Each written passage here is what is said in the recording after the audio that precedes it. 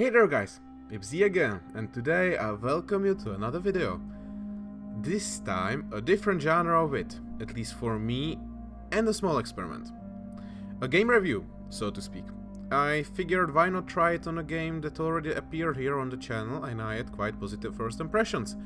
The game I will go over today is Project Warlock. I finally finished it, after a month or so.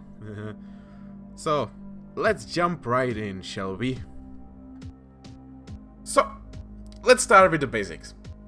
What is Project Warlock?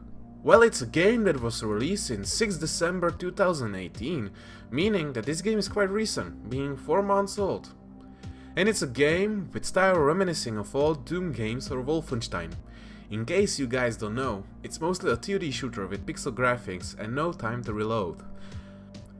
And I must say, it really plays like an old school shooter, which was lacking in today's market with mostly crap or even garbage AAA games, in my opinion. Where should I begin with this? Well, one of the most important things about the shooter is the weapons, of course. I must say, I was in heaven with most of the weapons and the way they could be used.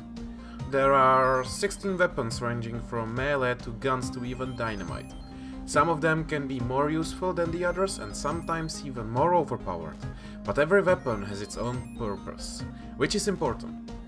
Be it your melee dagger that hits one enemy, or your axe that has an AoE attack, which also helps you preserve your ammo, or your normal double-barreled shotgun for some Doom-like fun, or its more original weapon, flamethrower. Meine Flammenwerfer! But that's not the end of what fun you can have with weapons. Every weapon has its possible upgrade into 2 versions of itself. Yes, most of the weapons have their own upgrades, except BFG Jr. It's already OP enough. For example, let's take the minigun, one of my favorite guns in the game. Well, you can upgrade it into a sentry turret or a fracking heavy bolter. You can probably guess what I choose.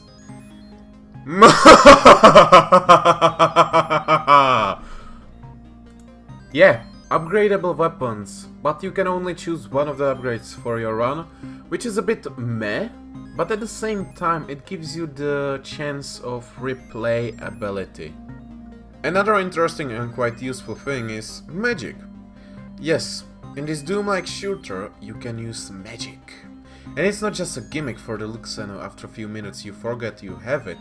No. Some of the spells can save your life. For example, for your mana you can conjure a shield spell that will deflect damage from you for a limited time, or you can conjure up ammunition if you run out, which was my favorite spell. It went well with the heavy bolter. And there are not just supportive spells, you also have a big plate of offensive spells like Execution or Storm, and then some that can bite you in the arse, like Curse. Frag that double damage.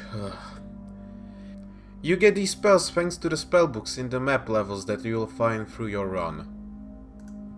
Well, that would be most of the gameplay part.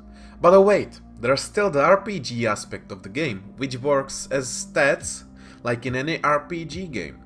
You have 4 attributes: life, strength, spirit and capacity, all of them self-explaining. And then you have perks that can change the gameplay quite a lot, and you get 1 perk point every 5 levels. Perks can be, for example, faster sprint to fly through the maps as lightning, or you can walk through enemies and not get caught by them, and so on. You gain levels through killing enemies and picking up treasures throughout the map levels, and especially the secrets, which are important because you will find most of the upgrade stars for your better weapons and the ability to learn new spells. Quite a lot of options. Story-wise, well, I think there is story, but I think in my crazed playing I jumped the screens with the wall of text and its story. You could say it's a bit optional and not interesting, at least in my opinion. Well, something that's a lot more interesting and important is the variety of the environment, so levels and then the variety of enemies. And oh boy, how varied it is. Well, let's start with the maps and how it works. There are total 5 acts with 70 levels in total, and all the acts have their own style. There's the usual ice map, the city map, and then the required hell map that combines the previous styles of maps with hell aesthetics. Then there is a desert aesthetic with fucking furies that might have boobs, but not sure with that. That level was quite therapeutic, especially if you took a shotgun. And there, the castle-like surroundings with corridors and gardens filled with filthy demons. And the enemies are stylized for the acts too, so if you have the ice act, you will find men with gear to keep them warm and will use harpoons as weapons, or find yetis that will charge you and try to tear you apart, or even eldritch. While in the city map, you have mostly soldiers with high-tech armor and weapons, or even drones and tanks. Some of the enemies can feel a bit like reskins, and I can agree with that, especially the smaller ones that only bite or charge you. But a lot of the enemies are different and have their own unique quirks and need to be killed in some effective method. Some enemies can even have 3 phases where you need to kill them 3 times, so can feel a bit like bullet sponges. Though if you kill them in this way, their style of attacking can drastically change. And another big factor is the game's boss fights.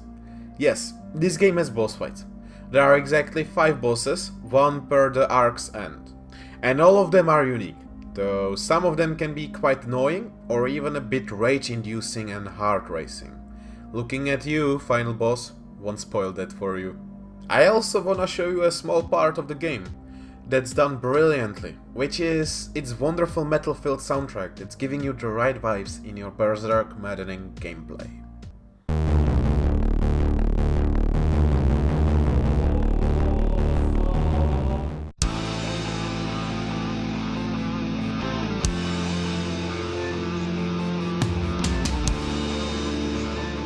Another nice detail is something I have talked a bit about in my previous video, and that's the option of setting your video to look like old monitors to add a more nostalgic and old school feeling.